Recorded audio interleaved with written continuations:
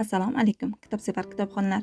Ohangaron shahar axborot kutubxona markazi sizlarga chet el yozuvchisi Mixail Bulgakovning Yosh vrach kundaligi nomli kitobini o'qishni tavsiya etadi.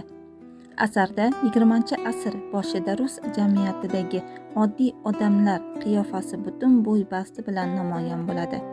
Sodda, ishonuvchan, samimiy, shuningdek kamchiliklar ham ro'y-rost qalamga olingan. Ko'prik ostida ko'zi yorigan ayolning shifokor farzandingni dunyoga keltirish uchun shu yerdan boshqa joy topa olmadingmi deb koyiganda, ayol dard tutib turganda qaynotam ot arava bermadi, vrachlik punki unchalik uzoq emas, piyoda yetib ol deb aytdi deya javob beradi. Bu turmush tarzining 20-asrga xos ko'rinishlaridan biri edi.